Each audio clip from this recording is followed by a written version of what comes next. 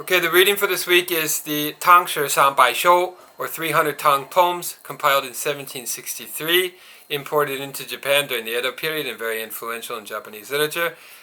So we're going to read this work this week, and we will, in order to understand the work, we're going to have to go review some of the key classical Chinese poetry terms, and these are all on your study guide, so follow along on your study guide as I explain these terms and so forth. And after I make this video, I'm going to make a second video in which I recite the entire Tang Shi Bai Shou and the English translation of that.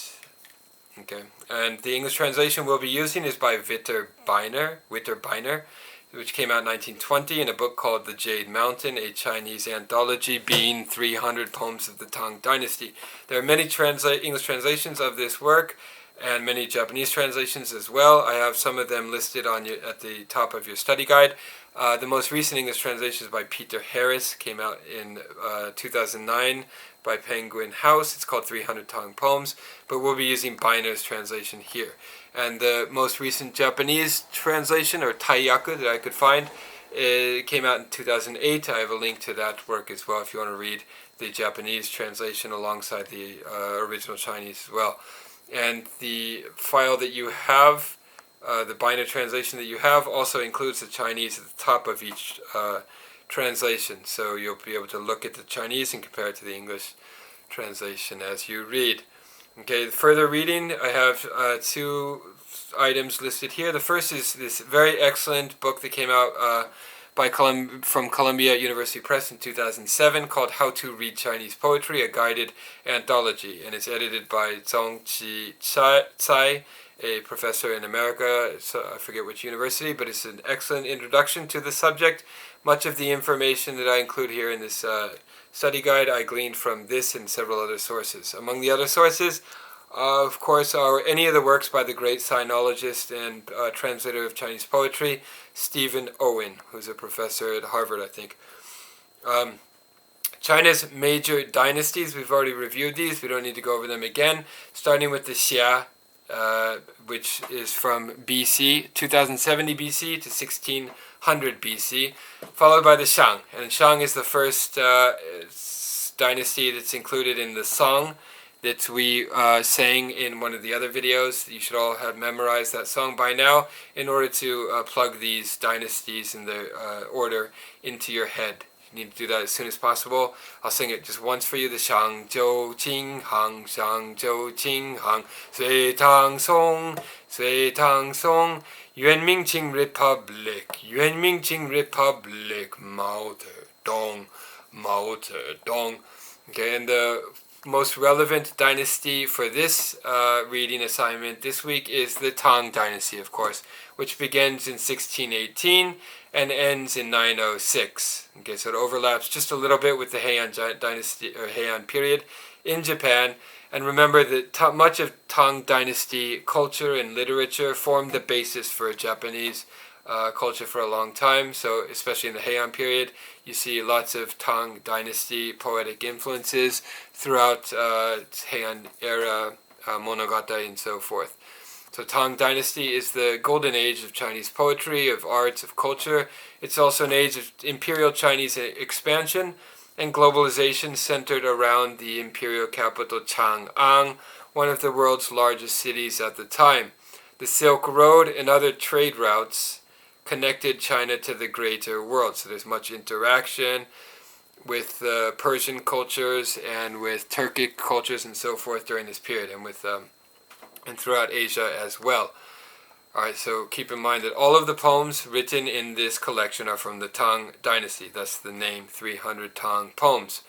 Okay, so for more detail about the timeline, see the link that I provide there, and I have the link to the China's Major Dynasties song video that I made earlier. You can click on that to review it. Okay, now moving on to the 300 Tang Poems, Tang Shi Bai Shou, compiled in 1763 by the Qing Dynasty. Qing Dynasty, whenever you hear Qing Dynasty, by the way, keep in mind that the Qing Dynasty in China almost overlaps or corresponds with the Tokugawa or Edo period in Japan. Okay, so the Qing Dynasty scholar Sun Zhu compiled this collection in 1763. It's been extremely famous in China ever since. Many a school child has memorized the work, and even today when you talk to young Chinese kids, many of them have memorized at least a dozen or so of the poems from this collection. And the number 300 is in the title, but there's actually 305 or 317 poems included in the anthology, depending on the edition that you're looking at. This Sun Ju, the compiler, in compiling this, he was reacting against the sort of aesthetic sensibilities, literary sensibilities of the Southern Song period, and he made his selection according to the sensibilities of the Ming Dynasty poetry. Okay, so the poems themselves are all from the Tang Dynasty, but he was reacting against the sort of popular literary sensibility of the Southern Song in compiling this. And he had two primary criteria in making his selection. The first is familiarity and popularity. Right, so all of the poems included in the collection were already extremely popular among the public in 1763. So he didn't include any poems that were obscure or not known to the public then. And the second criterion is the educational value or didactic purpose. So most of these poems have a didactic message. So his intent was to instill some sort of moral or lesson into readers through this collection. Okay, this collection had a seminal influence in Japan and on Japanese literature, Japanese intellectual history, and so forth, along with two other collections. So when you read Japanese literature from the Edo period, you see a lot of references to three major Tang poetry collections. This is the first. The second is the Tang Shi, or the selection of Tang poems, To Shisen in Japanese, which was compiled by Li Panglong and introduced to Japan by the great Neo-Confucian scholar Ogyu Sodai and his Sodai school. And one of his leading students, Hattori Nankaku, worked to popularize that collection. Okay, and there's more information about that collection in your study guide. I'm not going to read all of it. But that collection was published in 1724 in Japan. 100,000 editions were sold, which is an enormous number of volumes to be sold during the Edo period, so it was extremely popular. The third Tang collection is the Tang Shi, or the complete Tang poems. Right, Zen To Shi is the Japanese reading of that. That was compiled in 1705, and that's the largest of these three collections. It has 49,000 poems. So the one we're reading today has 300 poems, 305 or 317 poems.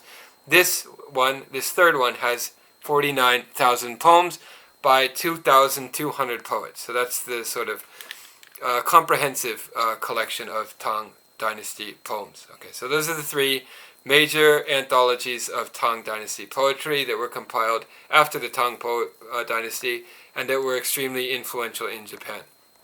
Okay, now back to the Tang Shi song Bai Shou. What are its major themes? The major themes of the poems are love, war, drinking liquor, drinking sake, dancing, natural beauty, travel, grief, lamentations, frustrations of the bureaucracy. Okay, so a lot of the poems are about working in the bureaucracy and how terrible it is, how the poet was expecting to be promoted but didn't get the promotion he was hoping for, and so forth. Also, impermanence is another major theme, in old age and so forth. Also, filial piety appears quite often, quite frequently. Lots of Confucian themes. Okay, so that again relates to the didactic intent behind the collection. Some Taoist themes, and not as many Buddhist themes as one might expect. Okay, so there are a few works that make reference to Buddhist ideas, Buddhist themes, but not so many. The main sort of intellectual systems behind the poems are Confucianism and Taoism. Okay, so now on to the three main types of poems that appear in this collection. This is extremely important. Underline these as you listen to my explanation. The gushi, yuefu, and jinti. These are the three major categories, right? Under these categories, we'll have a lot of subcategories. So be sure that you understand these three major categories before we move on to these other more specific terms. The gushi, written with the kanji furui and shi, right? goshi in Japanese pronunciation. These are the old style poems. These are poems of any length. They don't have a fixed number of lines that must be included. The second is the yuefu. Okay, the yuefu was originally a word that referred to the music bureau, which was a bureau established during the Han Dynasty. Okay, so this bureau was established in the Han Dynasty, and it collected a lot of folk song style poems or ballads that were written during the period, and it put them all together. And so the poems that were gathered were often referred to as the Uefu ballads or Uefu poems, right? So this word stuck, and it came to include works or poems that were written later after the Han Dynasty had ended, but they were still written in that original music bureau style. Okay, so that's Uefu. That's the second type of poems included in this collection, the Uefu style poems, folk song-like poems or ballads. And the third type is the jinti, or recent style poems. Okay, and this third category includes the two extremely important major forms called the jueju and the lüshi. Okay, so these are the three major categories that you need to memorize immediately. So I'm going to take a little break here so you can wrap your heads around these three categories before we move on to the subtypes. Okay, so I'll explain a little bit more about these three major categories and their subtypes later in this video. But for now, let's go over the organization of the Tang Shi Bai Shou work that we're reading today. There are 8 sections in this work. The sections are arranged according to poem type rather than by author or chronology. That's an important point you need to keep in mind. Poem type is the major organizing principle. Keep in mind that the Uefu, or the music bureau poems, appear twice. Okay, so section 1 is the Wu Yan Juetu. Okay, Wu Yan, or gogen in Japanese, as is clear from the kanji that is on your study guide there, it means 5 words, literally, right? So this is the type of poetry that has 5 words or 5 Chinese characters in each line. Keep in mind that one Chinese character is, of course, 1 syllable.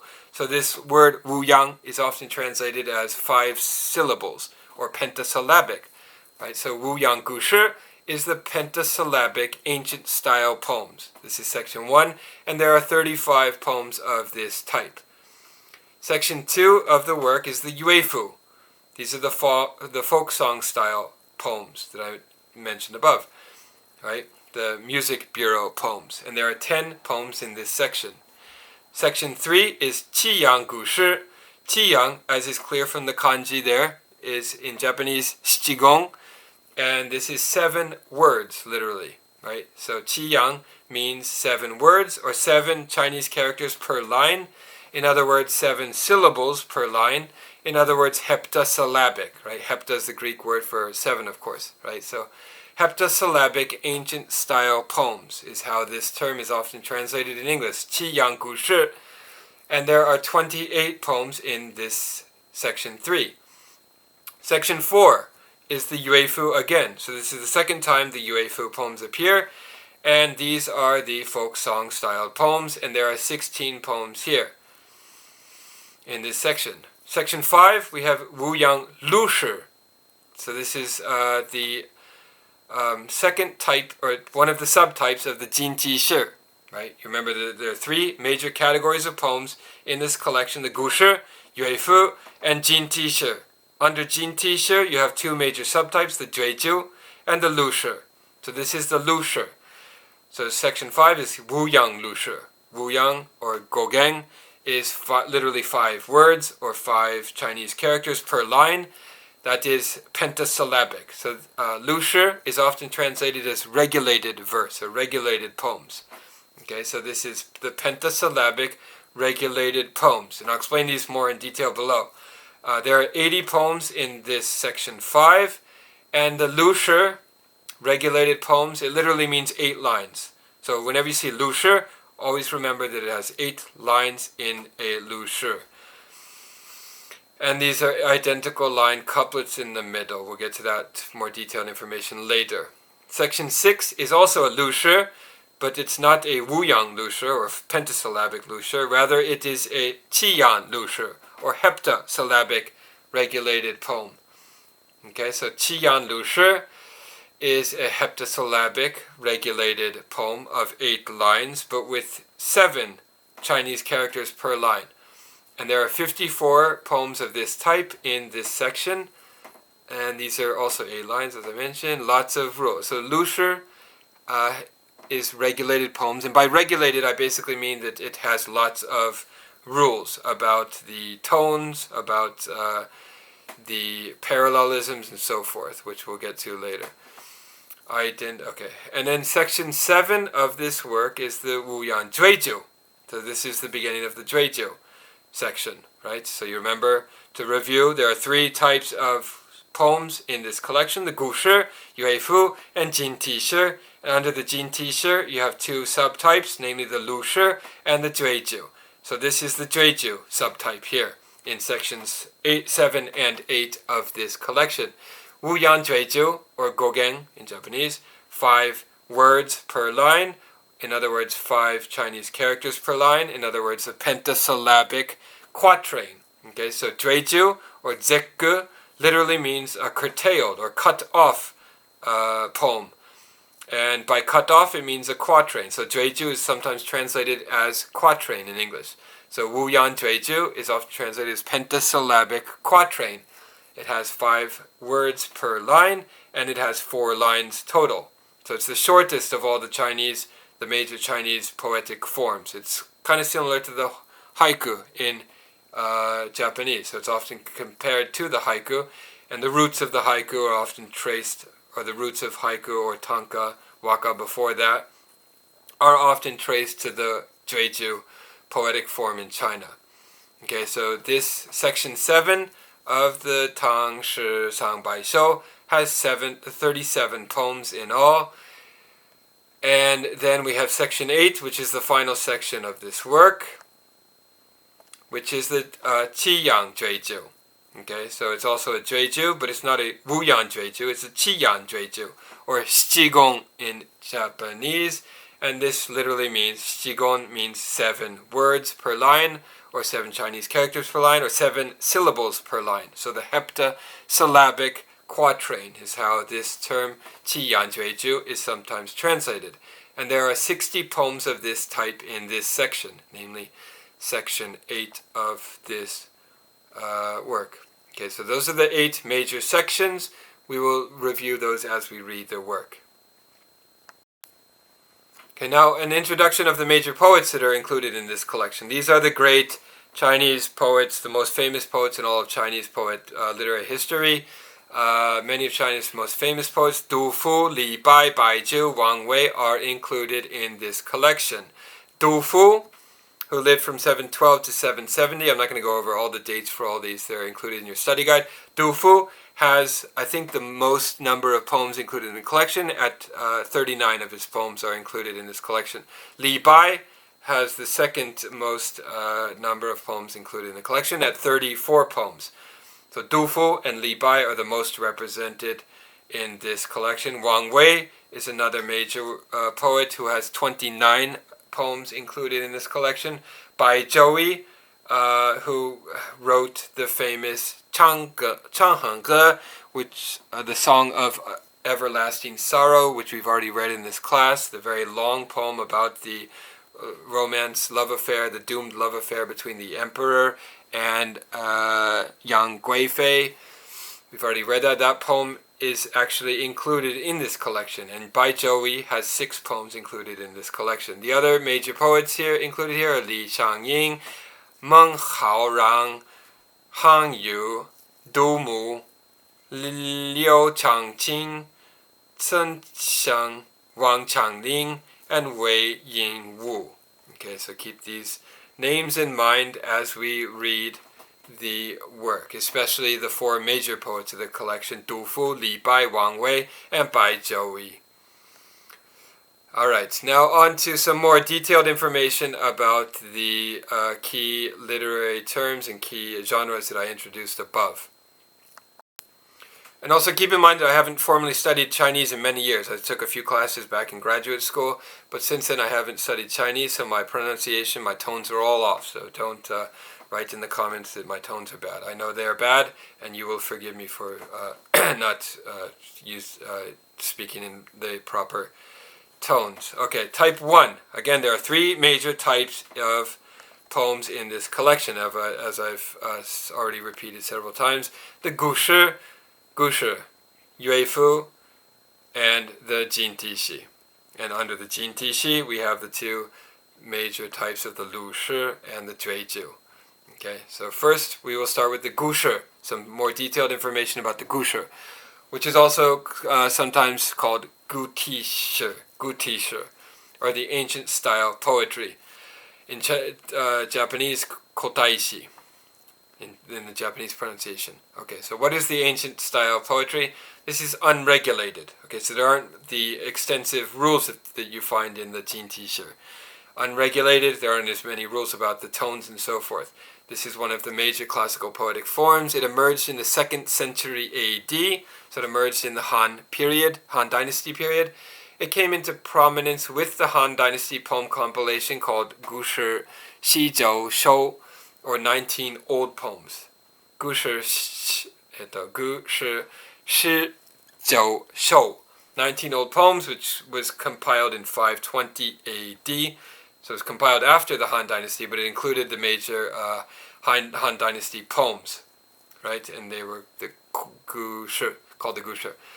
The gushi form experienced a great revival in the Tang Dynasty, so it only came to be called the old style poems, or the gushi, later on in the Tang Dynasty, in contrast to the jinti, or the new style poems. Keep that in mind, that Han Dynasty poets didn't refer to the style of poems that they were writing as gushi, or old style poems. That term appeared much later.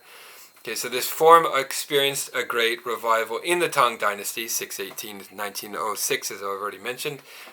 And gushi, in contrast to the jinti, has varied number of lines. So some of the gushi have only 4 lines, some have 6 lines, some have 8 lines, some have 10 lines. I went through the entire collection of 300 poems, 300 Tang Dynasty poems, and wrote these numbers down. Some have 4, 6, 8, 10, 12, 14, 16, 17, 18, 20, 22, 24, 26, 28, 29, 32, 35, 40, 45, 52, 67, and even 78 and 110. So the longest gushi that I found in this collection had 110 lines in all. Okay, there are other numbers that appear there. It is often said that Chinese poetry does not include first-person pronouns. However, in the gushi form, one often finds the word I included in these poems, right? So we shouldn't always conflate or mistake this I that appears in the poem for the poet himself. It's usually a sort of poetic or literary persona that he's performing in the poem, but nevertheless, the first-person pronoun often appears in these poems. Keep in mind. Okay, there are 2 major types of gushi, namely the Wu Yan Juetu and Qiyan gushi. Wu Yan and Qiyan are 2 terms that I mentioned above. In Japanese, gogen and shigong is how they're pronounced in Japanese. Wu Yan is literally 5 words, or 5 Chinese words, 5 syllables, namely pentasyllabic. Okay, so the 2 major types of gushi are the pentasyllabic type and the heptasyllabic type. Okay? So the gushi that have 5 Chinese characters per line, and the gushi that have 7 Chinese characters per line. Remember that the lines can be very long, or numerous, or very few. Thesis and antithesis parallelism is a common feature, so we're going to see a lot of parallelisms when we read the gushi. We often see rhymes at the end of the couplet, so we'll have to read the Chinese pronunciations in order to see the rhymes. I don't know if we're going to be able to do that in this class, but you will keep in mind that rhymes are very important in the gushi type. we often find minor sessuras in the middle of the line. So if there's 5 Chinese characters per line, you'll see a kind of implied break or implied minor sessura there in the middle of the line. Bai Shou's famous 120-line poem Changhenge, which we've read in this class, is probably the most famous example of the gushi, and it's included in this collection. Okay, this is an example of the Qiyan gushi, right? And I have the link there in your study guide to my recitation of the English translation of that work, and a study guide linked there as well, my study guide to that work as well. Okay, so Changhenge is probably the most famous example of the Qiyan gushi form. Of the poems in this collection, 35 are Wuyan gushi, or pentasyllabic gushi. 28 of the poems are Qiyan gushi, or heptasyllabic gushi. Okay, so that was the more detailed information about type 1 that appears in this collection, the gushi. Type 2 that appears in this collection is the Uefu. And Uefu is sometimes called Han Uefu because the form originated during the Han Dynasty. And later Uefu that were written in the style of those original Han Dynasty Uefu. So this is the Han Music Bureau poems. Okay, the term Uefu conventionally refers to all Uefu that were reputedly collected by the Han Music Bureau. Okay, so Uefu is sometimes translated as folk song style poems or ballads, because it's got a kind of folksy quality to them. There are 2 types of Uefu: ritual hymns and popular verses. So the ones that are more folksy and popular in themes and in style are the popular verse type. The ones that sound more formal or ritualistic are the ritual hymn style Uefu. Keep in mind that there are 2. So as we read the Uefu of the Uefu's 2 Uefu sections in this work, make a mental note of whether they are more ritual hymn style or more popular verse style. Okay, the term Uefu dates to the Qing Dynasty. So the Qing Dynasty was a very short dynasty from 221 BC to 206 BC, and in which Imperial China was really unified for the first time. So the term Uefu dates to that period, but it is usually associated with the subsequent Han Dynasty, 206 BC to 220 AD. Okay, as I mentioned above, Uefu is sometimes called Han Uefu. As a poetic genre label, the term appeared later in 6th century and retroactively applied. Okay, so that's an important point to note, that the Han Dynasty poets who wrote in this style did not refer to those poems as Uefu.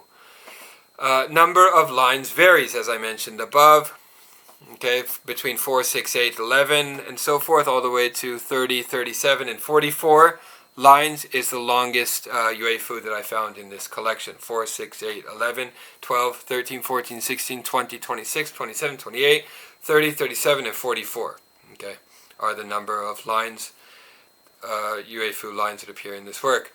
Lines are of uneven length, so keep in mind this is a very important point. You don't find this in the jinti, which all have the same exact number of kanji, of hanzi, per line. In Uefu, by contrast, you have Uefu that have, say, 7 characters in one line, and then 4 characters in the next line, then 9 characters in the next line, and so forth. The majority, however, of Uefu are pentasyllabic, so there's this general tendency toward 5 characters per line. However, the rule is not so strict.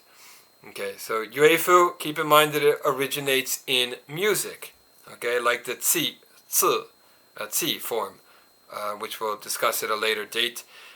But it has its origins in music, thus the kind of folksy, sing-song-like quality that a lot of the Uefu have. Okay, this is another very important point about the Uefu. It's conventionally narrated in the voice of somebody else.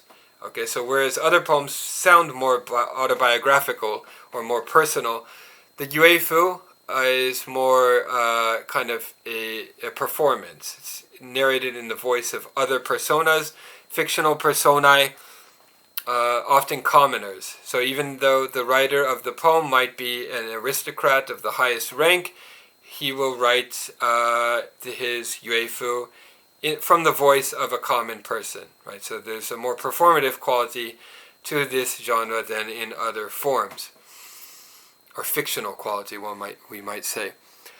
All right, what are the key themes of the Uefu? The key themes include protest, romantic love, transcendent roaming is another one. And among the protests, what are they protesting? They're protesting, for example, the sorrows and the miseries of war. So there's a lot of Uefu that deal with anti-war themes. Okay, protest against the government, for example, you might find some hints of that sort of protest in the Uefu as well. Romantic love, usually narrated from the voice of a commoner, is also very present. The Taoist theme of transcendent roaming, forget what the Chinese pronunciation of this word is. In Japanese, it's shouyo. This is another theme. So Taoist elements often pop up into these Uefu poems. During the Tang Dynasty, which is what we're talking about today, the Xin Uefu, the new Uefu style, appeared. And there are two types of that as well, the pentasyllabic and heptasyllabic, Wuyan and Qiyan.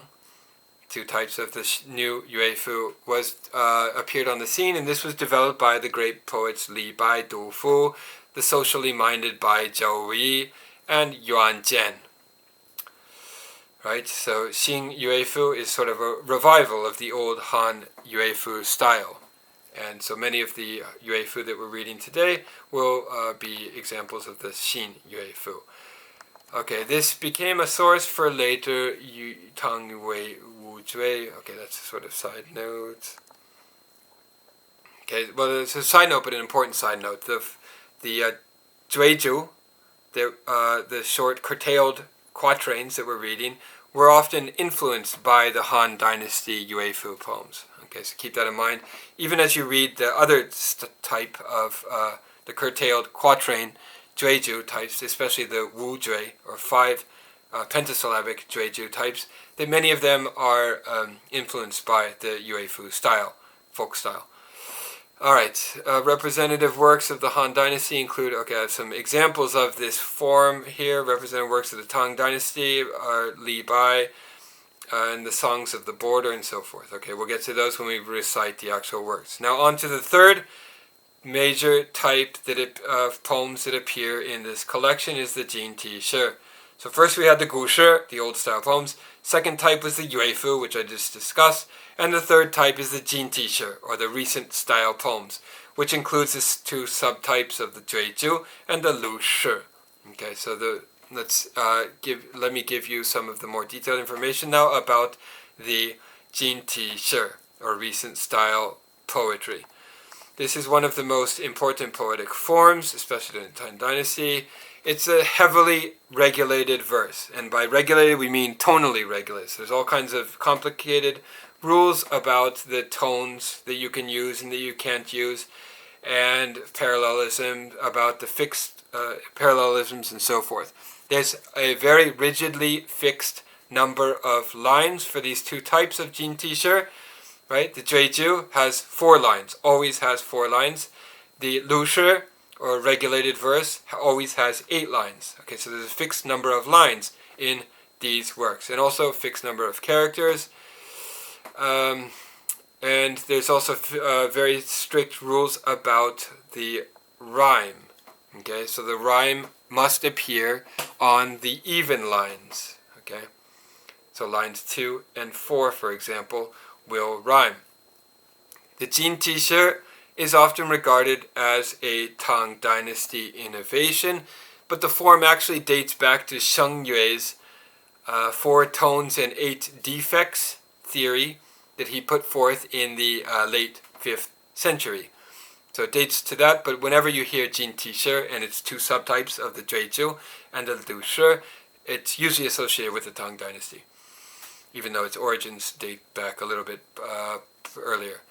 Its 2 major subtypes, as I've already mentioned several times, are the 8-line regulated lüshi, which has 2 types, the pentasyllabic type and the heptasyllabic type, and the 4-line jueju, or curtailed quatrain, which I've already discussed. And this also includes 2 types, the pentasyllabic type and the heptasyllabic type. Okay, so the heptasyllabic type of lüshi is called Qiyan lüshi.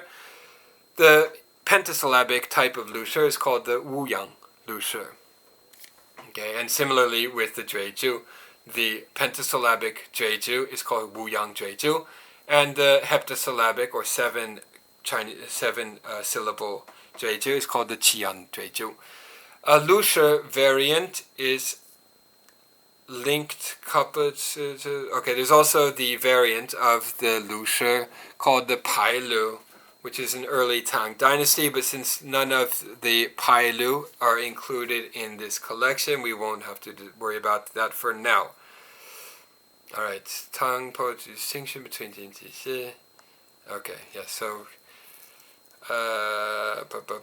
okay, so keep in mind that this distinction between jinti and gushi or guti really originates in the Tang Dynasty. Okay, so the gushi or old style poems were not considered old style poems until the Tang Dynasty and the invention of the jinti, at which point the gushi came to be called gushi.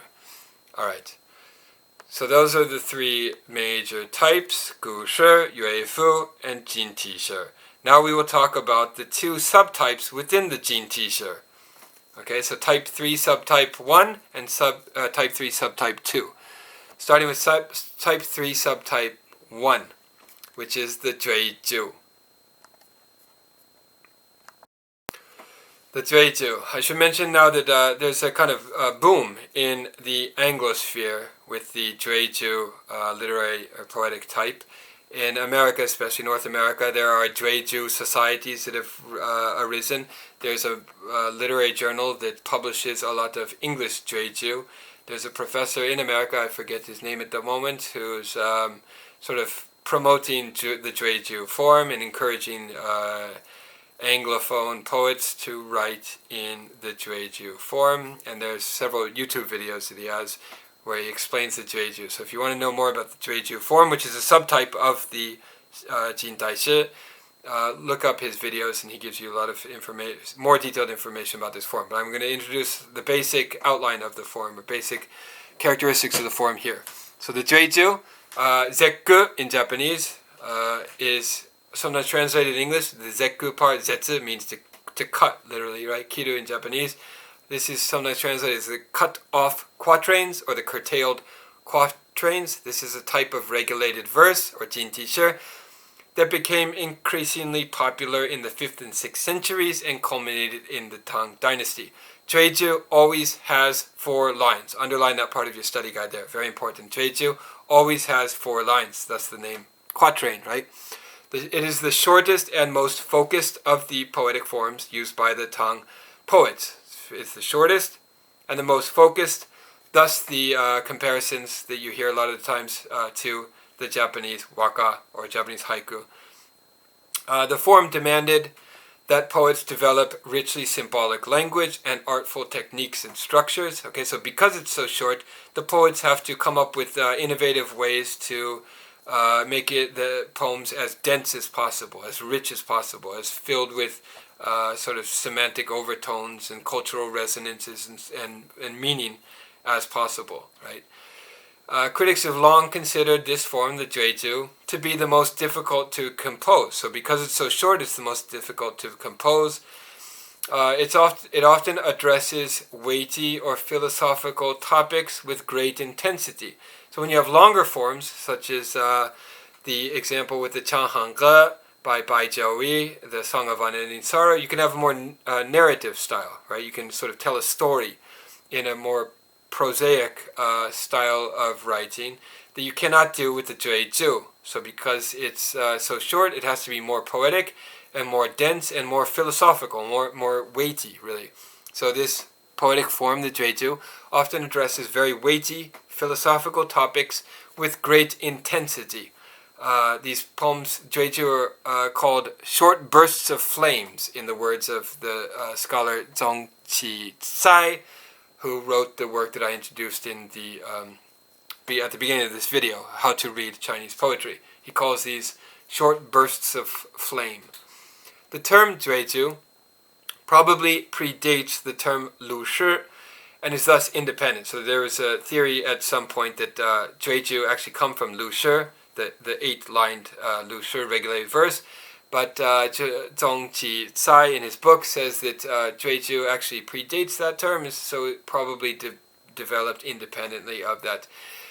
There's another theory that says that the jueju form is a descendant of linked verse, or renku, liang chu, or in Japanese reading, renku, linked verse that got cut, right? So this theory says that there's a poetic practice of several poets getting together, sitting down, writing linked verse, which is also popular in Japan, of course, that we've already discussed in other videos. But that idea of linked verse originates in Japan, and this theory says that jueju are examples of linked verses that got cut. They couldn't find a pair, and it became independent entities on their own. Okay, so that's a possible theory. We don't know if that's true, but that's one theory to keep in mind, that the jueju actually comes from linked verse. At any rate, there are two main types. This is the important part about the jueju, the two main types, the Wu Yan Juetu and the Qiyan Juetu. Wu Yan, Qiyan, we've already discussed these terms several times. Gogen zekku in Japanese. Japanese say gogen, gogen zekku, and shichigon zekku, right? And Wu Yan Juetu are jueju that have 5 syllables per line, or 5 Chinese words per line. Qiyan Juetu are heptasyllabic jueju, quatrains, namely quatrains that have 7 syllables per line. Japanese say shichigon zekku. And shichigon zekku, I should mention, is probably the most popular form of kanshi, Chinese style or Sinitic style verse, written in the Edo period by Edo Japanese poets, shichigon zekku, or Qiyan Jueju. Okay. So those are the two subtypes of this subtype jueju, the Wu Yan Juetu and the Qiyan Juetu. The Wu Yan Juetu, also called Wu Jue, became prominent in the Tang Dynasty. It is inspired by the Uefu, as I mentioned above. The most famous examples are by Li Bai, Wang Long, Wang Wei, and so forth. The Qi Jue, which is an abbreviation of Qiyan Jueju, so the 7-syllable jueju, the heptasyllabic jueju, Qi Jue, is the most common poetic form, fully developed in Tang Dynasty, and it consists of a 4-phrase pattern. Okay, so this is another important part you should underline here. Japanese often say, when they write essays, for example, or when they analyze a literary story or a poem, for example, they have this idea in their heads that even Japanese students today, they learned it as a kid, kisho tenketsu, right? And the kanjis here are included. This is a sort of basic structure for a lot of phenomena, literary phenomena, cultural phenomena included, that has kind of been ingrained into the Japanese sensibility for centuries, and it originates in China, and it originates here really with the jueju. So the heptasyllabic jueju often have this 4-phrase pattern, right? And I'm going to explain these 4 phrases here: the qiju, the chengju, the zhuangju, and the jueju. Okay, so the first one is the qiju, the introduction. So the first line of a jueju, of a quatrain, will be the introduction, or the scene depiction. So it introduces the scene. It brings a scene into being, is sort of a literal translation of this Chinese character qi. The second line will be the chengju, or the development, right? Kisho tenketsu in Japanese, sho. This is the sho part. This is the development, or the understanding, is the literal translation of this kanji cheng, or sho in Chinese. This adds illustration and detail to the first line. So the first line introduced a scene. It brought a scene or a landscape or some sort of situation into being. The second line develops on that. It illustrates, it brings in illustration and detail. The third line of the quatrain is the zhuangju, the changing or turnaround, right? Kisho tenketsu no ten in Japanese. Chang, juan in Chinese. This is the part that changes the scene of action and thus reveals the true essence of the poem. Okay, so the sudden shift, it can be translated as. The third is in some ways the most important, the third line of the quatrain is in some ways the most important line of the poem. And then the fourth line of the quatrain is the jueju, to be distinguished from the jueju form that we're talking about. It's different kanji here. It's the kisho tenketsu, ketsu part of the kisho tenketsu in Japanese. This is the drawing together or the conclusion or the completion of the poem. Okay, so most jueju, especially the chi jueju, the heptasyllabic jueju form, poems follow this four-phrase pattern. The chiju, changju, johanju, and the jueju. Okay, so as we read the jueju in this collection, note how that these short quatrains follow this form. Okay, and then at the very end of this, I have famous examples of the jueju are by Mu. And in Japanese too, most kanshi, Sinitic poetry poets, writers of Sinitic poetry, would write in this style of the jueju. Japanese have a fondness for this kind of style. Okay, so that is the first subtype of the jinti, third style of poems that appears in this collection. The second subtype is the lüshi. Okay, the lüshi. This is the subtype 2 of type 3 poem. Lüshi are 8-line regulated verses, regulated poems. Okay, so jueju are quatrains, or poems with 4 lines. Lüshi are poems with 8 lines total, always 8 lines in the lüshi. Okay, regulated verse, it's often translated as, and it's regulated in the sense that it has lots of rules about rhyme, about parallelism, about tones, and so forth. Lots of complicated rules. This is another of the major Tang Dynasty poetic forms. It's traced to Sheng Yue, okay, but it's codified in the 7th century, so in the Tang Dynasty. It didn't originate in the Tang Dynasty. It originated slightly earlier with Sheng Yue, but it was codified in the 7th century. It has lots of complicated rules, as I just said. It is one of the 2 major types of the jinti shi, and it has chiefly 2 main subtypes. So the lüshi, which is a subtype of the jinti shi, has its own subtypes, 2 of them, namely the Wu Yan Juetu and the Qiyan Juetu. So again, these terms Wu Yan and Qiyan. Okay, gogen and jigon. So the pentasyllabic lüshi and the heptasyllabic lüshi.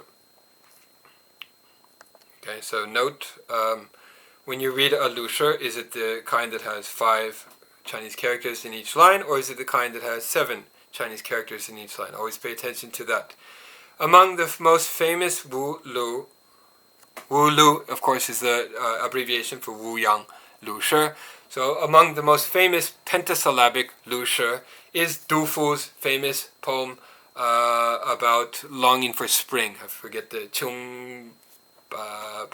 Chinese reading of this word, but it's the famous poem that has the kuni ga yaburete. So the country has ended, but the nature still survives. All Japanese are familiar with this poem, and it's an example of the Wu Yan Juetu form. The work that we're reading today, the 300 Tang poems, includes 80 poems of this type, of this Wu Yan Juetu, pentasyllabic lüshi type, 80 of them. And it includes 54 of the Qiyan Juetu, or the heptasyllabic type. Okay. There are some lüshi that have 6 characters per line, and some that have 8 characters per line, but I don't think any of those rare examples are included in the collection that we're reading today. As for rhyme, rhymed with 1 rhyme on the even lines. Okay, there's 1 rhyme at the end of the even lines. So lines 2 and 4, for example, will have rhymes, and then lines 6 and 8 will have rhymes. Famous examples, I just mentioned the example of Du Fu is an example of the Wu Yan Juetu, or the pentasyllabic lüshi. famous example of the Qiyan lüshi, or heptasyllabic lüshi, is Li Bai's Seen Off a Friend, on climbing in Nanjing to the Terrace of Phoenixes. And these are, I think, included in the collection we're reading today. We'll go over them later. Its extended form, okay, an extended form or a variant of the lüshi is the pailu, which has more than 8 lines. Okay, but that's sort of an exception to the rule, and we don't need to worry about that because there are not any pailu in the work today. Okay, those are the major poetry genre terms that you need to know in order to make sense of this work reading today. There are many other Chinese terms that I've included in your study guide, but I'm not going to go over all of them because it will just confuse you. You're responsible for knowing the terms that I have explained above. Okay, but you read the other terms, go over them, familiarize yourself with them, just to so that when you read more about Chinese poetry, you will immediately recognize these terms. Okay. All right. We're not going to be able to recite the entire English translation of the Tang Shi Bai Shou in this video, so I will have to make a second video for the recitation.